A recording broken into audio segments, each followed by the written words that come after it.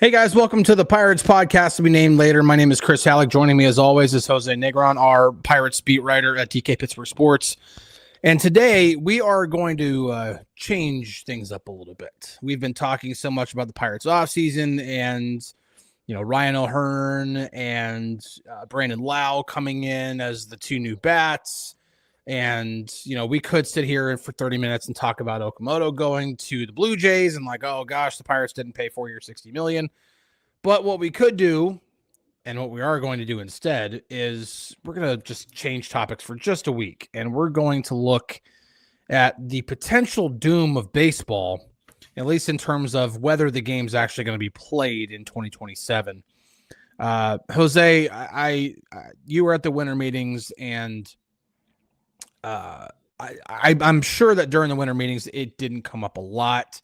But usually when the baseball world all collects together, and as somebody who's covered baseball on a regular basis for multiple seasons, stuff comes up. The temperature of the game comes up, whether it's, the pitch clock coming into being a new thing or whatever it is.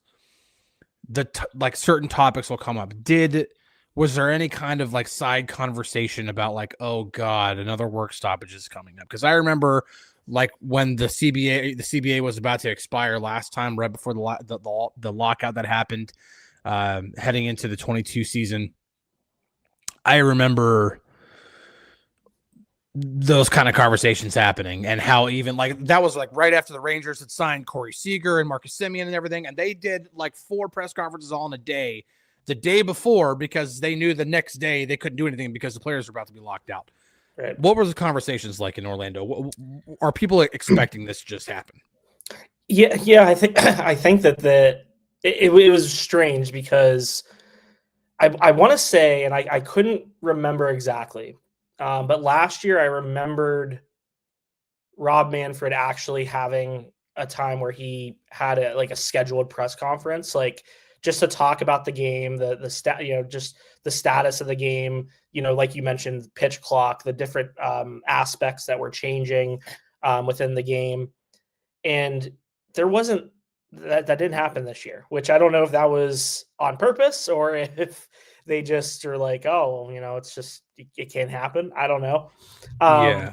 But there are those side conversations that you have with, different people that you get to meet at the winter meetings, and they give their thoughts on whether they think this is actually, a salary cap is realistic, if there is actually going to be a work stoppage in 2027. And I think a lot of people think that it's kind of inevitable at this point. But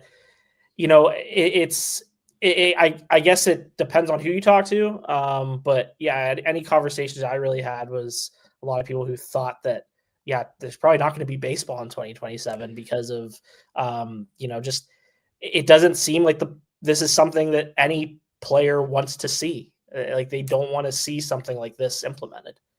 Yeah, that is true, and I can go back to the All-Star break. I covered the All-Star game and all the All-Star week festivities in Atlanta this past year, and I remember it was the media day.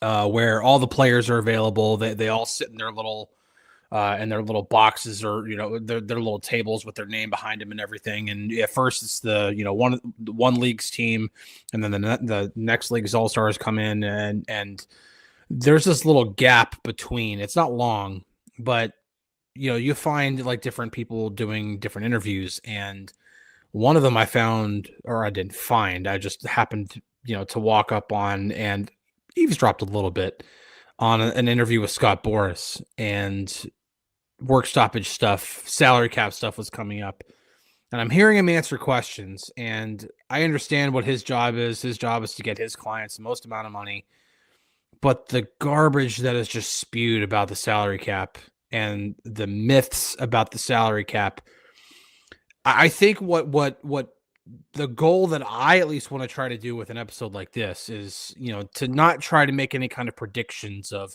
whether a salary cap is coming or not.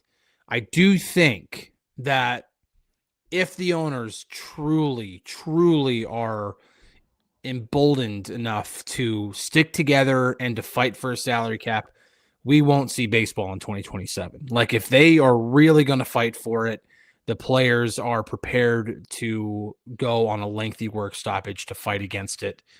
I think that's why people are not just expecting a work stoppage when the CBA expires on December 1st, but for it to be a lengthy work stoppage. So what I'd like to do here instead is to more inform, what is an actual salary cap? Because a lot of people in baseball, for people who are baseball fans first, who don't quite understand the ins and outs of the NFL, the NHL, the NBA, they might not know what a salary cap is, like what it truly is. And so we can inform here. We can talk about what it is, why it would be good for baseball. And so I'll put you on the spot a little bit here, Jose. As somebody who has covered the NFL now for several seasons as my primary job, I have a lot of knowledge of the ins and outs of how the NFL salary cap works. I don't think it would be that system that would work best for Major League Baseball. Right. But what do you think a salary cap could be or would look like in Major League Baseball, or the way the owners might try to bring it to the players, possibly? Yeah. Like in terms of just like a monetary figure of what the cap would be or could be, or no, like the actual system itself. Yeah, I mean, I guess, kind of looking maybe something. It's kind of tough too, because the contracts in Major League Baseball are so much different than any other sport. Like, that is very, very true. Like, which is kind of crazy, because you think, I mean, just in terms of the amount of money that these guys are making in Major League Baseball compared to look at a guy like Sidney Crosby, who's making $8.7 million every year. A guy in the game of hockey, it's so much more of a physical sport. It's physically demanding. Same with football. And and not saying that baseball is not physically demanding. It's 162 games. Yeah, it's a grind. It is very much a grind. But but you look at Sidney Crosby making $8.7 million a year. The Pirates paid Aroldis Chapman $10 million in 1 year. Mm-hmm. And look at what they're paying Ryan O'Hearn for a 2-year contract in terms of average annual value. Guys like that who are, not, Chapman obviously is one of the best closers, to ever play the game. But at this stage of his career, they gave him $10 million. You look at Ryan O'Hearn, he's not the top free agent on the market, but he's making more this year than, some of the best players in the NHL, some of the best players in the NFL. I don't know. It's very different, but I think a salary cap, I think is smart, because it's going to limit those, large market teams from, spending all they want, for every, a team like the Dodgers is just going to stockpile the biggest stars in baseball. But I also think it would be smart because it brings a floor with it, and it forces teams to have to spend. And it's not just a Pirates issue. It's half of the teams in Major League Baseball that aren't spending what they need to be spending. I think it's 15 teams if it would be under the floor, if considering their 2025 payroll. Yeah, I think I had the numbers here on what it would be. I don't know if I have it completely broken down in terms of the number of teams. Okay, hold on a second. I actually wrote this out based on what each team's payroll was by the end of the 2025 season. 9 teams would have been over the luxury tax threshold. If you were to I'm going to back up here. I'm going to back up before I even get into that. I'm going to back up. Let's break down what an actual salary cap is. First and foremost, let's begin there. A salary cap, a lot of baseball fans hear that and they just think that it is putting a ceiling on what every team can spend. A salary cap system is literally a cap and a floor, and the cap and the floor is in a very, very tight window. Okay. For the other 3 major North American professional leagues, the cap and floor system in the NBA, which, by the way, even then there's a difference between the NBA's cap and then what the NHL and NFL have. The NBA has what's called a soft cap, meaning that your cap is for this past season, it's 154.6 million. Okay. The floor is 139.2. Every single team in the NBA has to spend at least $139.2 million on their team, no matter what. It is a requirement for that to happen. Now, that cap that I said was 154.6. That is a soft cap. They will allow teams to go over that into the NBA's own version of a luxury tax. But even that luxury tax has a threshold you cannot go over. Right. Unlike baseball's luxury tax, you can go into the luxury tax, you can go over the CBT threshold, and you can continue to spend at will. You can keep going. The NBA doesn't let you. Even at that point, they're like, okay, you can spend into the luxury tax, but here's the cap. And for the NBA this past season is 187 million. The NHL, really quick to throw these numbers out there. The NHL, their number, 95.5 million at the top, 75.6 at the bottom. Everybody has to be in that window, no matter what. The NHL and NFL both have what's called a hard cap system. You cannot spend a penny more than the cap, and you cannot spend a penny less than the floor. All 32 teams in the NHL have to spend within that window. The NFL's is a little bit different. This past season, and it's because the NFL allows you to roll over unused cap. The NHL does not. The NFL's cap for the season that's going on right now is 279.2 million, and then the floor is 90% of the cap over the 4 most recent seasons.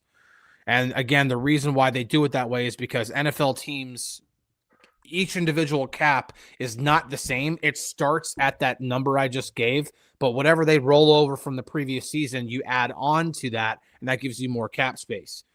Now, because of that, that's why it's a figure. Your floor, your own team's floor, has to be 90% of what you've spent on the cap over the past 4 seasons. So that's what a cap system is. So when people think, like, really, really great example, and I swear I'll stop talking, but a really great example of why baseball fans are not aware of this is because people like into MLBPA, like Tony Clark, like Bruce Meyer, will talk about this kind of stuff, and they won't say what it is. Right. He was on foul territory. Bruce Meyer's on foul territory, I think, in like right after the All-Star break when last Manfred and Tony Clark had talked with reporters. Meyer said, listen, like, quote, "We're not against the floor. If they came to us and said, we'll give you a floor, my response would be, great. What does that come with? And historically, it has always come with a cap. In the last round of negotiations we had in exchange with one of their owners who literally said any amount in a floor would have to be paid for dollar somewhere else." Unquote. But that's what a cap system is. It's not just, you can't just have the floor and not have the cap. You can't just have the cap and not have the floor. They go hand in hand. Yeah. And I mean, it's under, I guess, in a way, like, you'd expect the players to not be for a cap system, especially when they're making so much money. And, like, I don't know. But are the players making so much money? Yeah. Do you know what I'm saying? Yeah. Yeah. Okay. Shohei Ohtani's making a boatload of money, and he's going to be making a boatload of money for a long time. Yeah. He's going to make $700 million. That's a lot of money. But when you look at what major league players are making in terms of, okay, Major League Baseball is the second highest revenue league in the world.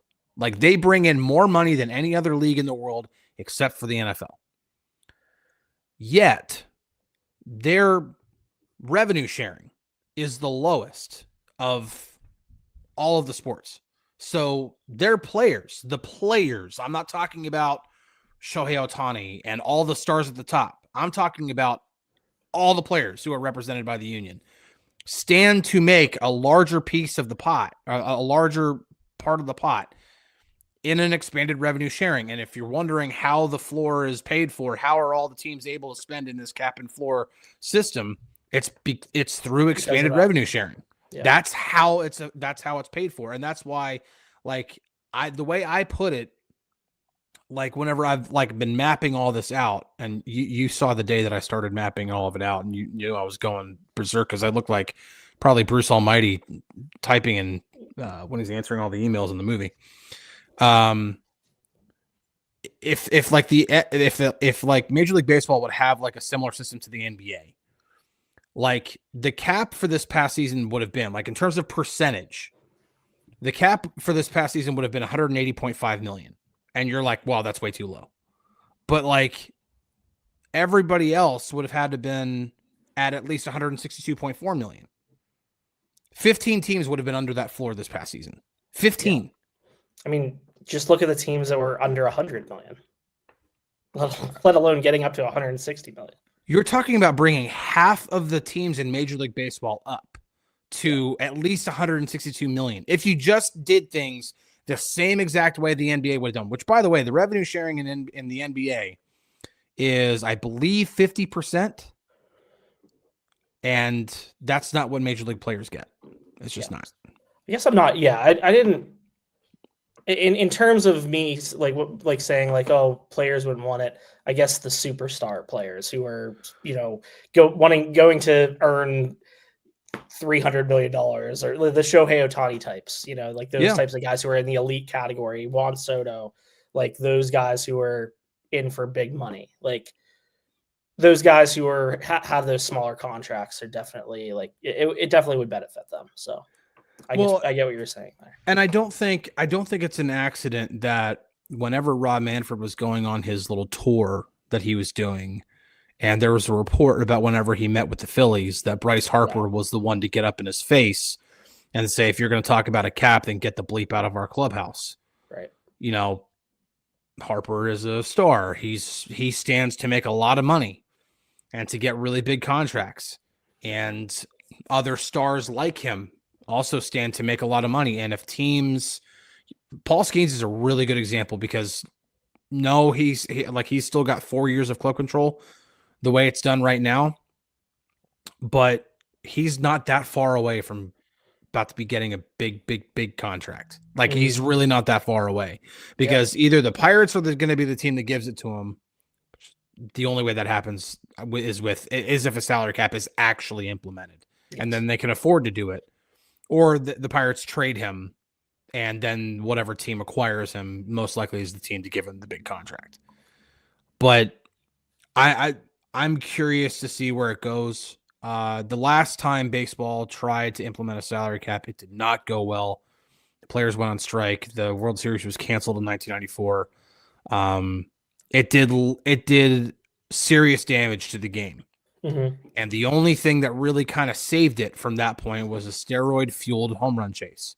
That got interest back in the game when McGuire and Sosa went into that chase to break Roger Maris's record. That's what kind of got the interest back in baseball. And then, of course, Barry Bonds gets roided up. He goes and breaks McGuire's record just a few years later. And, all of a sudden people love baseball again. Well, there won't be a steroid-fueled anything to save baseball on the other side of it. What baseball could do, if it somehow does get implemented, and that's really, if you go for it, you kind of have to go for it and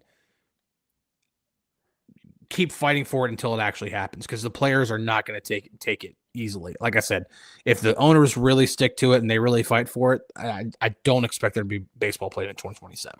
I expect an entire season to be lost because of it. That's what happened in the NHL.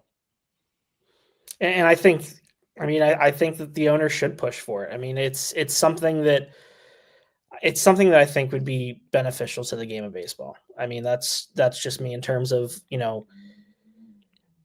I don't want to say that it's like gonna, even the playing field, but in a sense, I think it will. Like it'll force these small market teams, or whatever you want to refer to them as, to spend the money that they actually have and invest it into their baseball teams.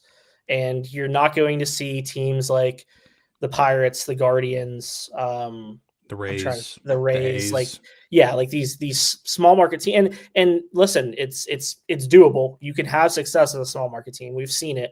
Haven't seen it from the Pirates, but we've seen it from other teams that have even like you look at a team like the Royals. Like when they won a World Series in 15, they weren't a large market team. They weren't a juggernaut, and they still went out and they were able to win a World Series. So it's possible, but if you have that floor and you say, hey, you have to go out and spend $160 million a year, you have no choice. Like, you need to take your resources and put it all into this baseball team and give the city a competitive team every year. Like, I think that's beneficial for every fan base and for every team in Major League Baseball. I agree, and the one thing that I think you said there that kind of sticks out and is one of the things that one of the misnomers about this entire thing, because you'll talk about how the Royals won in 2015, and there's a defense in baseball that, well, baseball has more parity than other leagues do. Like the NHL has had how many repeat winners? I mean, the Penguins won back-to-back cups. Actually this year is going to be celebrating the 10th anniversary of that first of those back-to-backs. The Lightning won back-to-back a few years ago. The Panthers have they're coming off of winning 2 in a row. And some people are, and then they'll look at the NFL and be like, oh, the Chiefs have been dominating for so long. And before then it was the Patriots. Let me just go ahead and put this out there right now. And I don't care who takes exception to it. Anybody in baseball who is a baseball person who wants to try to talk about MLB's parity, don't you dare bring up football. It's just not the same. There is not one position in all of sports that has an impact on a team like the quarterback does. Mm-hmm. There's just not. Shohei Ohtani is the closest thing possible, maybe, to anything in any other sport, because he plays both ways. He pitches and he hits. But on days where he's hitting, he is only one of 9 guys in the lineup. Out of if the Dodgers are if the pitcher that's facing them has a perfect game, there are 27 at bats in that game. Ohtani would have had 3 of them. Yeah. When he is pitching, he is only pitching once every 5 games at the absolute most. That's 33 times out of 162 games. The quarterback in the NFL touches the ball literally every single time the offense is on the field. Every single time. And then at that point, whether he is handing the ball to the running back or he's making a throw to a receiver or tight end or whoever, he is also making changes at the line of scrimmage based off of what he's seeing. He will get the offense into the right spot. The quarterback has the most impact, and that's why over the course of the NFL's history, if you look at all the 59 teams that have won the Super Bowl, 75% of those teams have had a quarterback who is either already in the Hall of Fame or will undoubtedly be in the Hall of Fame. I'm talking Tom Brady, Patrick Mahomes, Ben Roethlisberger, Drew Brees, Aaron Rodgers. Like, those guys, it's not a debate. I'm not even talking about Eli Manning. I'm not talking about like a couple of other guys like Russell Wilson that could be debated about. Like, no. Like, you don't want 75%. You don't want to put Joe Flacco in that mix? No, God, no. He's not a Hall of Famer. Sorry, he's had a nice career, but no. But the reason why it's just the quarterback has that impact. No position in any other sport, but especially baseball, has that impact on a team. So don't talk about parity don't bring up the NFL when you talk about parity. That's the one that always gets me more than anything, is like and that was one thing that Boris said in that interview was he was talking about, you look at the Chiefs, you look at the Patriots. I'm like, don't talk about football. Just don't talk about football. It's not the same. I mean, it's not. Major League Baseball is losing that argument. Like, you're losing steam with that argument now, because 2 straight years where the Dodgers have won the World Series, when they've been outspending everybody by, I mean, gosh. Right. And even the Blue Jays spend a ton of money. Like the Blue Jays, I mean, they just got Okamoto. They appear to be the front runner for Kyle Tucker. Like, they're always in on those top tier free agents. Like, there's no surprise that they were able to get to the World Series. Like, they're consistently a playoff team. They play in one of the toughest divisions, year after year, against the Yankees, the Red Sox, the Orioles, the Rays. Like, it's just, you're losing steam on that argument when the Dodgers have been so dominant these last 2 years. And, I mean, even going back to 2020, like, they've won 3 World Series since 2020. And I know, you could say what you want about the 2020 World Series and if that was a legitimate one or not with, It's a with the 60 COVID game pandemic. season. It's so hard. Yeah. Right. So, but still like that, it's, there haven't been as many of those back-to-back champions, but even if you look into from 2010 to 2014, the Giants won 3 in 5 years. Yeah. Yeah. So,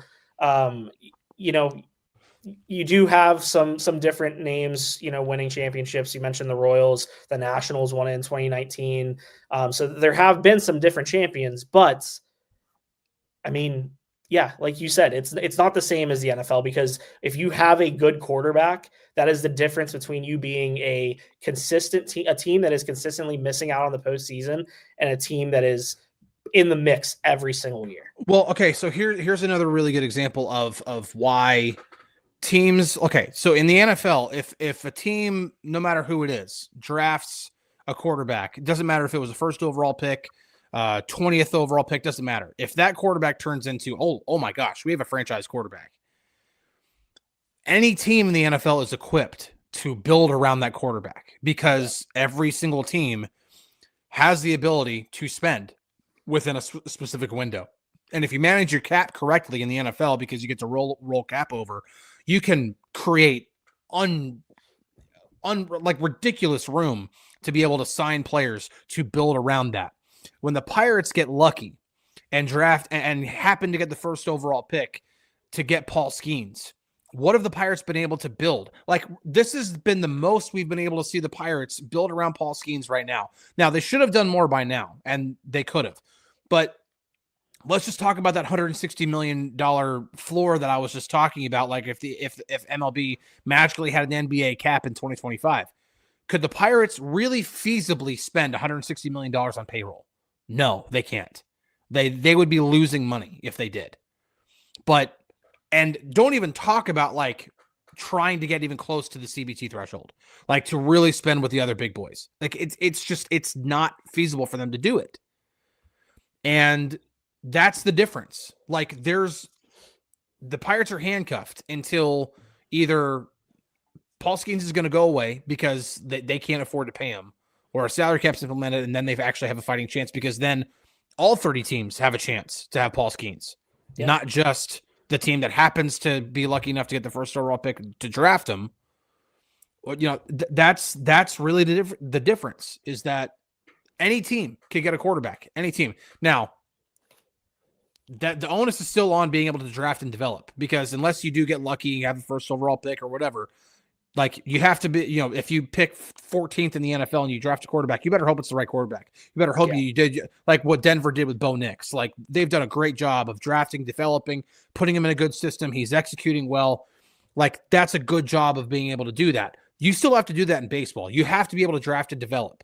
But when you look at some of the other teams that have like won in recent years, like over the last 10 years or so, Houston went through this really long rebuild where they didn't spend money. They bottomed out. They were terrible. And then they drafted, they developed. And then when it came time to compete, they bumped the payroll up. The Texas Rangers did the same thing. I don't say they bottomed out. I don't know, they're pretty bad. I covered a 102 loss season in 21. They bottomed out. They got all these players. They acquired Jonah Heim. They drafted Josh Young. They drafted Evan Carter in the second round of 2020. They drafted, developed, they acquired. And then when it came time for them to really feel like, okay, we're getting close, they went out in free agency and signed Corey Seager and signed Marcus Semien and signed Andrew Heaney and signed John Gray. They signed a whole bunch of guys. Not every team has the ability to do that. If you're the Pirates, if you're the Rays, if you're the Brewers, if you're the Guardians, whatever of those clubs, you better hope you can just keep drafting, keep developing, because when that club control begins to run out, it's over. It's kaput. That player's gone. You have no chance of holding on to that player. Now, to end this kind of on, I do think that if baseball were, like, if owners were to implement a salary cap, I do think it's going to require a lot of concession on the ownership side of things in order to get the players to eventually give. Yeah. The one thing for me that I think it would take is doing something like maybe similar to what football does, like 4-year rookie contract, and then 5th-year option for like specific players. Entering And then free that's it. agency, And like earlier free agency. Like earlier free agency would be the absolute thing. Like no matter what, you have to take at least a year, if not 2, off of the 6 years of club control. Yeah. So you take away years of arbitration and all that type of deal, and just make rookie contracts like more expensive. Because like take away the ability. Go ahead. Even like rookie contracts in the NHL are only 3 years, like the entry level contract. Yeah, and then they're restricted free agents, I believe. Right. After that, because I think in the NHL you still have to have 4 years to become an unrestricted free agent. It's the same thing in the NFL. Yeah. But in the NFL, it's a little bit different because there is no minor league system in football. So so every player who's drafted, it's 4 years. And the same thing in football. You have to have at least 4 years to qualify for unrestricted free agency. So, but if you were drafted, your rookie contract is automatically 4 years. And if you're a first round pick, you get a 5th-year option. But if you were undrafted, then you only get a 3-year contract. So then you would then become a restricted free agent. Like the Steelers just dealt with that with Jalen Warren this past offseason. Now baseball, you could find a different, there's no like restricted free agency in baseball. Like you could do something like that where, maybe that takes the place of arbitration. I don't know. Either way, you would have to make the path to free agency much shorter, at least a year, if not 2. Yeah. And I would even say rookie contracts would have to be more expensive. Like, and the minimum salary will go up. Like revenue sharing would be able to pay for a higher minimum salary. Like the NHL should not have a higher minimum salary than Major League Baseball. It just shouldn't. It shouldn't. And that just goes to show how screwed up the whole thing is when it comes to players at the top are doing great. They're doing great in baseball right now. All the players at the bottom who are 4A players fighting for their lives to try to make it into the major leagues or stay in the major leagues, their minimum salaries are crap. They just are. Yeah, it's definitely an interesting conversation. Like it's something that over the last 2 years of being on this beat, I'm definitely like learning more about, and you're the perfect teacher for something like this. But yeah, I mean, but for my my knowledge of what it would bring and what it would provide for the game of baseball, like it makes sense if implemented the right way, and if it actually works out, but it's going to be a tug of war, I feel like, between the players union and the owners and Major League Baseball, and it just seems like it's destined for a work stoppage in 2027, and you just kind of hope that that things are better on the other side of it. I think that's the one thing. I think no matter what, because hockey went through its own, like, okay, we have to rebound. We have to, because when they lost that season, hockey lost a lot of momentum. Like they weren't on ESPN anymore. The game wasn't as visible as it was. I mean, you had to have, anybody remember the channel Versus? Yeah. Like you had to have Versus to watch like hockey playoff games. The visibility of the game was not great, and the game had to rebound. Penguins fans had to watch a lot of playoff games on Versus. They did. I remember. They did.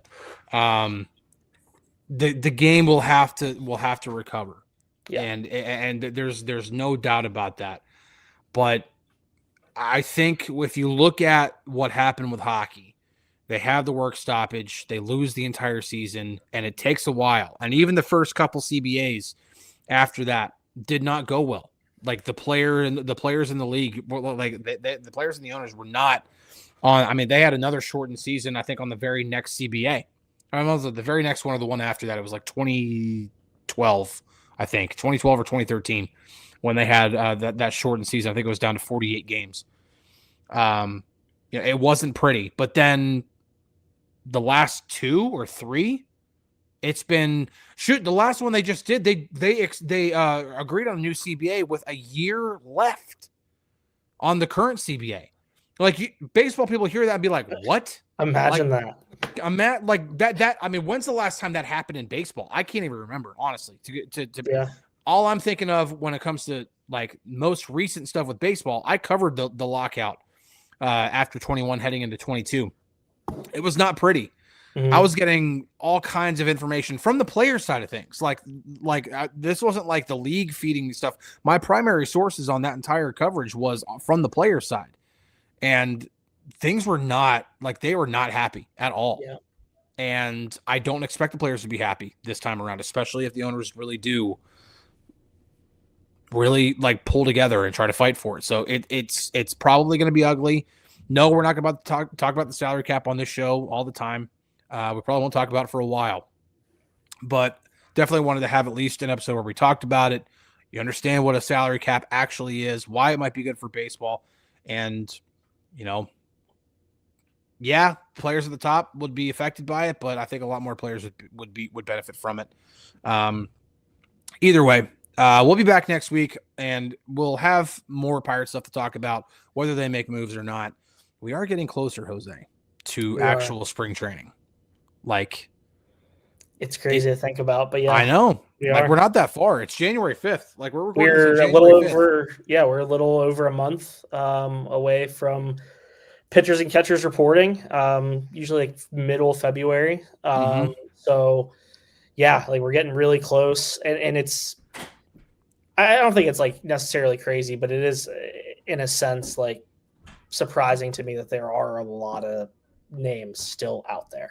Yeah. Like not just realistic options for the Pirates, but some of the top names. Eugenio Suarez is still there, man. Like it's crazy. He's right there for the taking. If that's something that they want to realistically approach, I don't think it would be an unrealistic thing to see that actually happen. Again, like we talk about the Pirates spending money. No, they're not going to spend anywhere near what the top teams do, or even sniff the CBC threshold. But can they afford to give Eugenio Suarez $20 million a year and not lose money? Yeah. I mean, you're going to give him maybe over, and I think I want to say he was looking for. I mean, a guy like him at this stage in his career, he's going to want to try to get a 3-4 year deal because he wants that luxury of having, some, what's the word I'm looking for?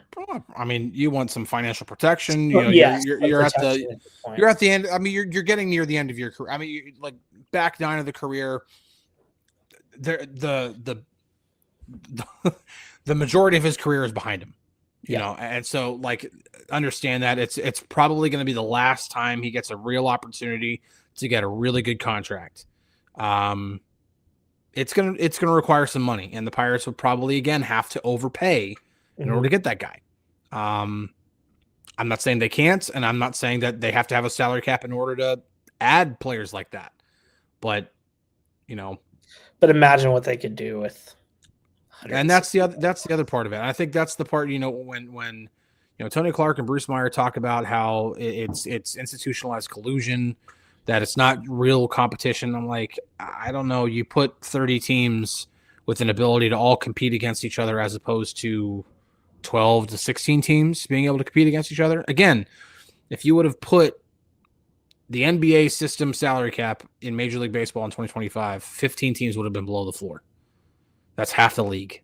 Yeah. That's a lot of teams not spending enough money.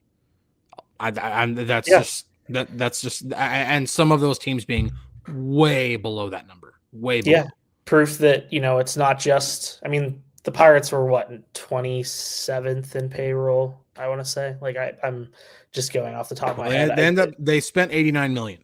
Yeah, that was what Forbes came out with. They spent $89 million. That's almost half of what like a realistic floor would be. Like if they had the NBA system, that's what it would have been. Because the NBA system is all percentage. It's like whatever the revenue is, like it's this percentage is the cap, this percentage is the floor, this percentage is the luxury tax threshold. It could have been done, but yeah. Anyway, we'll put the salary cap talk to rest for now. When we come back next week, we will be talking about real stuff with the Pirates. Maybe by then, they will have signed Eugenio Suarez or Alex Bregman, or maybe they won't have signed anybody and all those guys are gone, and we're going to be talking Doom and Gloom again. Or maybe they signed some pitching, Chris, because they do need some pitchers. I know we're very much focused on that third base search, which They for need it. good reason. But they also do need some pitching and not a ton of it, but Yeah. maybe a little left-hander or something. So we'll see. Yeah. We'll see what happens. A little over a month until spring training. It's crazy. Can't believe we're already getting there. I have a feeling we're gonna blink and all of a sudden opening day is gonna be here. So either way, catch you guys on the flippity flip. We'll see you later.